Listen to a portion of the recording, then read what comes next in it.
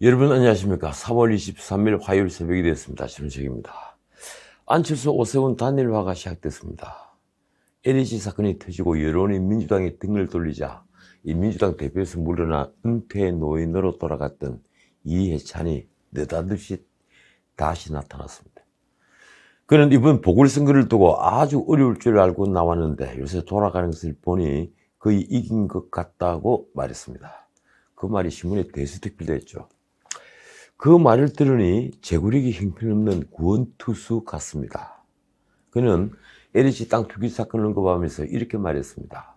우리는 관리를 잘못한 일이지만 오세훈 후보는 자기가 한 일이니 차원이 다르다. 이것 때문에 위축될 필요는 없다.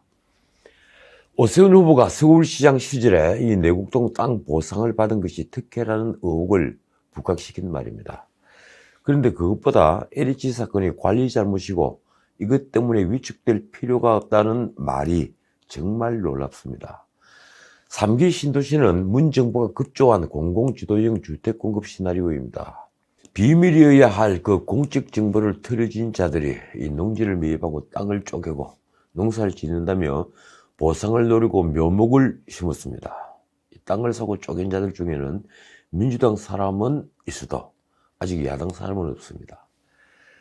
그런데 그게 전 정부 때부터의 적폐이고 이해찬이 말대로 관리 잘못으로 넘어갈 일입니까? 야당 김기현 의원은 민주당을 상황의 섭중에 의존해야 하는 딱한 형편이라고 했고, 김웅 의원은 피해 호소인이라는 말에 빗대서 이해찬을 승리 호소인이라고 비꼬았습니다. 제 생각은 이렇습니다. 이해찬의 재등장으로 민주당이 이길 길은 완전히 사라졌다. 나이와 맞지 않게 뒷방늙은이가 될 뻔했던 이해찬을 다시 불러낼 정도로 민주당이 다급해진 건 사실입니다.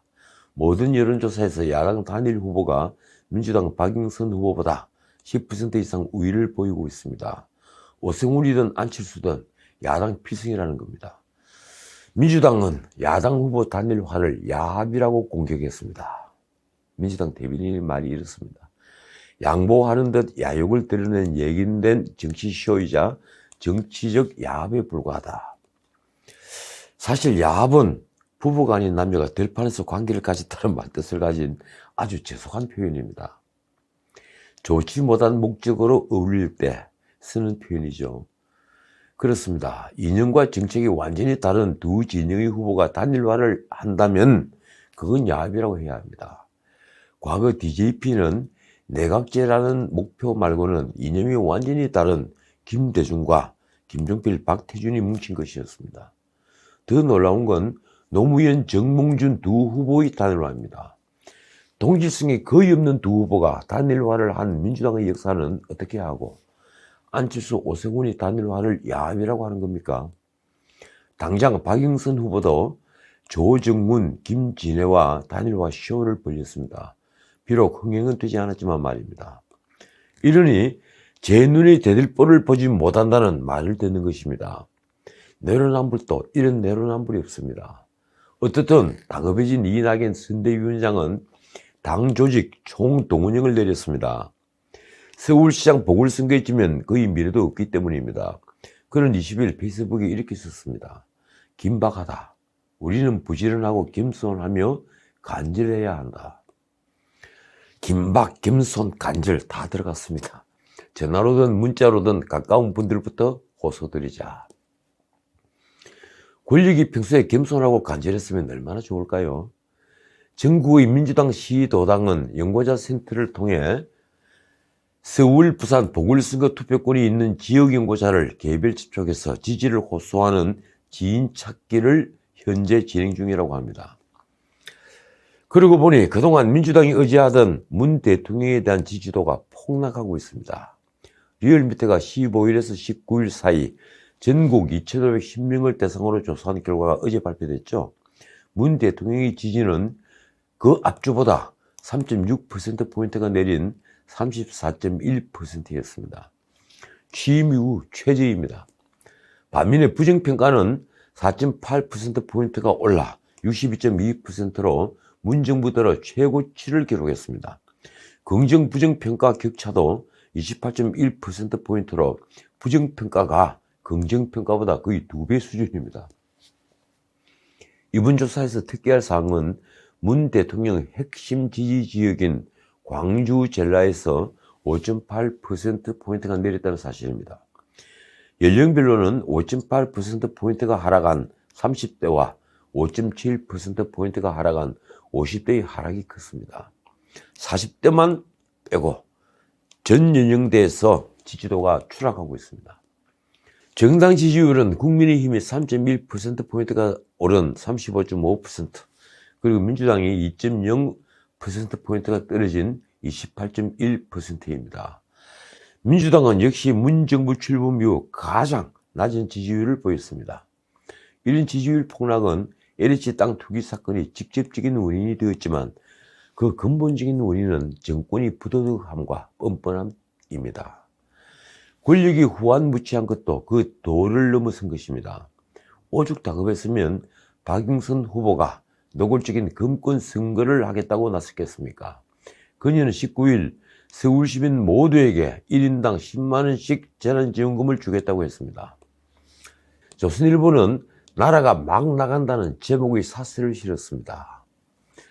대통령의 국정시 지도가 폭락하면 어떤 일이 벌어질까요? 이 레임덕이 본격화됩니다. 방금 눈앞에서 내놓고 아첨하는 자들이 얼굴을 바꿉니다. 곧 물러날 권력이 대중의 인기를 잃는다면 그런 권력에 끝까지 충성할 정상배는 아무도 없습니다. 어쩌다 발목이 잡힌 경우가 아니라면 무덤에 함께 들어갈 순장을 택할 의리를 가진 사람이 누가 있겠습니까? 정치인이든 관료든 대통령과 진퇴를 함께하는 사람은 어느 정권에서도 극소수였습니다. 월간 중앙에 이 김대중 정권의 마지막 비서실장이었던 박지원 국정원장의 말이 있습니다. 청와대 안에서 대통령의 임기 말을 지켜보면 매일 저수지 하나만큼씩 권력이 빠져나가는 것을 느낄 수 있다. 재벌은 핏줄이 원수고 권력은 측근이 원수다. 매일 저수지 하나씩 권력이 빠져나가요. 그는 아무리 몸부림쳐봐도 소용없다는 말도 덧붙였습니다.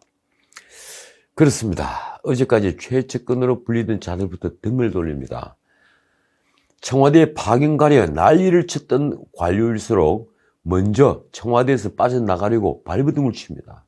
정치인들은 다음 권력에게 미리 줄을 서기 바쁩니다. 머리가 좀 굵은 정치인은 청와대에 각을 세울 기회를 찾기 바빠집니다. 권력에 각을 세우는 것이 배신자로 보이기는커녕 권력을 겁내지 않는 올곧은 정치인으로 비칠 가능성이 높기 때문이죠. 게다가 지금 의원들의 임기는 아직 3년 넘게 남아 있습니다. 3년 뒤 총선에서는 현재 권력에 충성한 것이 오히려 짐이 될 수도 있다는 계산을 민주당 친문 의원들도 하지 않는다는 법은 없습니다. 아니, 오히려 후위를 위한 보험 삼아서 자신에게서 친문의 색깔을 조금 빼내는 것을 다들 고민하고 있을 것입니다. 대통령과 함께 무덤까지 가겠다는 각오를 한 순장조가 아니라면 말입니다. 그래서 이맘때쯤이면 자기 정치를 하겠다는 말이 여기저기서 들리기 시작합니다. 지금까지는 권력이 당기는 줄에 놀아나는 인형극의 인형이었다는 얘기입니다. 그래서 저는 강경파 초선들, 그것도 대부분 검찰 수사를 받고 기소된 의원들이 앞장서서 중수청을 만들겠다는 놀라운 발상을 주목합니다. 그들은 검찰에게서 수사권을 완전히 빼앗고 검찰청을 공수청으로 만들어버리는 일이 개인적 복수극이 아니라 마땅히 가야 할 선진사고인 것처럼 말하고 있습니다. 그러나 그게 거짓이란 건 곧 드러났습니다. 그런데도 민주당 지도부도 3월 발의, 6월 내 처리를 기정사실화하기도 했습니다. 검경 수사권 조정으로 당장 거대 권력이 된 경찰에 대한 어떤 견제장치도 없는 판인데 도대체 중수청이라는 또 하나의 괴물을 만들겠다는 반민주적 발상은 어떻게 나온 것일까요? 이 나라를 공안이 모든 걸 통제하는 중국처럼 경찰 국가로 만들 작정입니까? 아니면 민주당 친문은 스스로를 제어하는 기능을 상실한 것입니까? 지난 2월 24일엔 국회에 출석한 유영민 비서실장이 박범계 장관의 말과 같이 문 대통령이 박 장관에게 속도 조절을 당부한 것이라고 하자 김태년 운영위원장이 정확한 워딩은 속도 조절이 아니지 않느냐고 따지는 총극이 벌어졌습니다. 과연 문 대통령이 중수청을 만들어 사실상 검찰을 해체하는 걸 원했을까요? 문 대통령이 엄청난 정치적 부담이 될 그런 모험을 결심할 이유는 제가 보기엔 전혀 없습니다. 위헌 논란이 남아있는 공수처 설치만으로도 그는 이미 충분히 소기의 목적을 달성했기 때문입니다. 그렇다면 그건 강경파 초선들의 과잉 충성이었을까요? 저는 무지한 초선들이 관성에 의해 벌인 행동으로 봅니다. 180석이라는 전무후무한 권력이 만든 관성입니다. 어쨌든 그 관성의 후유증이 커지고 있습니다. 윤석열 전 총장이 차기주사 여론조사에서 40%에 육박하는 높은 지지를 받았다는 결과가 그중 하나입니다. 한국사회여론연구소 KSOI죠. 그 KSOI가 20일 발표한 차기주자 조사 결과는 윤석열 39.1%로 15일자 조사 37.2%보다 1.9%포인트가 올랐습니다. 이재명 21.7%, 이낙연 11.9%로 윤석열 독주 체제로도 보일 정도입니다. 이러니 서울시장 보궐선거에서 박영선이 패배하면 문 대통령의 레임덕은 엄청난 가속도가 붙을 것입니다. 민주당은 아마도 난파선이 될 가능성이 아주 높습니다. 지금까지는 180석이라는 거대한 구심력이 원심력을 제어했지만 맨 중앙에 있는 항성에 불이 식기 시작하면 원심력은 어찌할 수 없이 커지기 마련입니다. 행성들이 다 도망가겠죠. 더욱이 그동안 내로남불로 덮어온 부정의가 한둘이 아니니 원심력은 점점 커질 수밖에 없습니다. 제 사이를 찾는 이들이 늘어나는 걸 누가 막겠습니까? 결국 비문의 이재명, 이낙연 외에도 정세균 총리와 김경수, 유시민, 이광재, 임종석 등 자신이 친문인 것을 내세우는 잠룡들을 중심으로 민주당은 분화될 것입니다. 몇몇 분석가들은 친문 자숙론이 힘을 얻을 것이라고 예견합니다. 대놓고 문 대통령에게 반기를 들지는 못해도 친문이 더 이상 최대 정치 세력으로 군림하지 못한다는 것이죠. 이 판에 박범계 장관은 한명숙 구하기를 포기하지 않고 있습니다. 참 대단한 집념입니다. 대검이 한명숙 사건에 대한 모해 위증교사 의혹을 재심의해서 불기소 결론을 다시 내리자 절차적 정의가 문제된 의혹 사건에 대한 수사 지휘를 이행하는 과정에서 또다시 절차적 정의가 의심받게 돼 유감이라고 한 것입니다. 그는 사건의 결론만큼이나 처리 절차는 공정해야 하고 의사결정 과정이 합리적이어야 국민이 결론을 납득할 수 있다며 이러한 생각에 기초해서 합리적인 의사결정을 통해 검찰 스스로 다시 판단해 보라는 취지로 이번 수사 지휘를 했던 것이라고 했습니다. 참 명분도 그럴듯합니다. 정말 말은 그럴듯한데 솔직히 한명숙 수사검사들을 기소하라고 다그친 수사지휘가 아닙니까? 그는 절차적 정의를 의심하는 이유로 수사검사인 엄희준 창원지검 부장검사가 회의에 참석해서 질의응답을 한 것을 들었습니다. 그렇다면 박 장관은 왜 굳이 이 사건의 특정 의견을 가지고 있는 한동수와 이문정의 의견을 청취하려고 한 것인가요? 그는 이번 대검 부장회의 진행 상황이 순식간에 언론에 유출돼 보도되는 일이 있었다면서 이런 검찰이 스스로 신뢰를 무너뜨린 것이라고도 했습니다. 어제 MBC가 조선일보를 공개한 게 바로 이것이죠. 14명 중에 12명이 불기소 의견이었다는 것을 조선일보가 특종 단독 보도한 것입니다. 투명한 게 신뢰를 무너뜨린다는 건 무슨 까닭입니까? 그러면서 박 장관은 앞으로 한명숙 사건 수사팀에 대한 법무부와 대검이 합동 감찰을 해 나가겠다고도 했습니다. 법무부 감찰관도 대검 감찰부장도 권력의 편이니 결국 권력의 입맛대로 하겠다는 것이죠. 대검은 즉각 반박했습니다. 어제 오후 5시 50분이 되어 나온 입장문이 요지는 내렸습니다. 수사팀 검사가 참석한 것은 위증교사 의혹에 대한 본인의 변명을 듣기 위해서가 아니라 이 사건의 쟁점과 관련하여 중요 참고인인 한모 씨 진술의 신빙성을 정확히 판단하여 실체적 진실을 밝히기 위함이었다. 감찰부장을 비롯한 다른 위원들이 이의를 제기하지 않은 상태에서 위원회가 결정한 것이다. 절차적 정의 준수 여부와 관련해 녹취록 전체 또는 일부를 제출하겠다. 대검의 결론을 내렸습니다. 13시간 30분간 합리적 의사결정 과정을 거쳐 오로지 법리와 증거에 따라 판단한 것이다.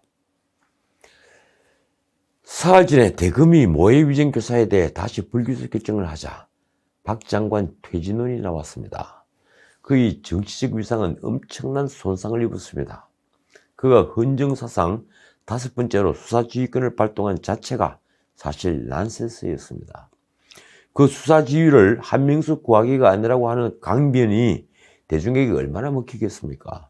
박 장관은 대법원 전원합의부가 전원일치로 유죄라고 판단한 한명숙 사건에 그것도 유죄 판단의 근거도 아닌 정은이 모해위증이라고 하여 수사 검사들을 기소하자는 쪽에 가담했습니다.